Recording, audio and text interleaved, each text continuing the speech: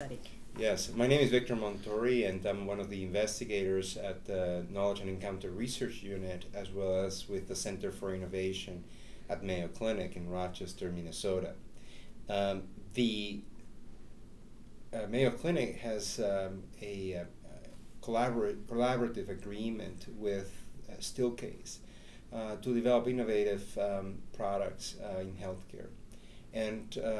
over the course of a number of months, designers working at Steelcase, as well as designers working in the Spark Design Studio of the Center for Innovation, involved themselves in coming up with how might we improve the clinic office for patients and clinicians' experience.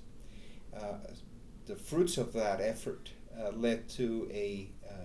new way of designing office settings for physicians and patients. One of the particularly innovative features was the table that set patients and clinicians side by side, working together in a collaborative, egalitarian position, facing the computer screen, which is testimony to the fact that a lot of the healthcare information that is necessary to make decisions in clinical visits today lies within the computer, both in terms of access to the internet as well as to access to the electronic medical record. I was asked to evaluate in a randomized trial, which is the most rigorous way of assessing these things, whether this innovative design would be superior to the traditional office design that has been in place in healthcare for the last 75 years. In doing that evaluation, we recruited patients and clinicians that were having the most intensive information sharing visits at Mayo Clinic. These are for our more complex patients. And we asked them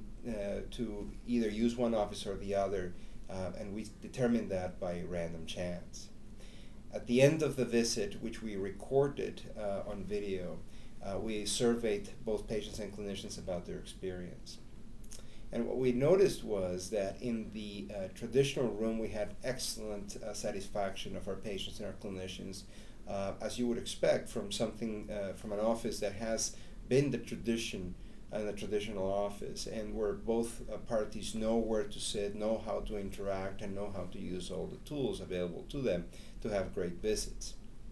What was striking was that in the new room, in the room that had this egalitarian table, what we saw was that patients and clinicians were equally happy, but they were particularly more satisfied with their ability, particularly the patient's ability, to access the information that was being displayed on the computer, and for physicians to invite patients to see information both from their medical record, their radiology examinations, as well as from the internet.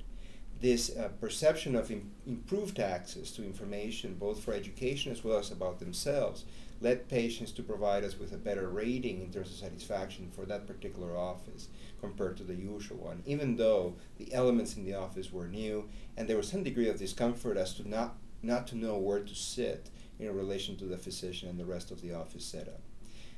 This is an initial study, the first of its kind, as I understand it, and I think it opens the door to more rigorous evaluation of the space, of the environment in which we conduct our clinical activities, and certainly asks the question, is it possible to improve healthcare not only by improving what happens in those visits, but where and how do we set up the space in which patients and clinicians engage in making clinical decisions. But this, I think, is a very promising area of investigation.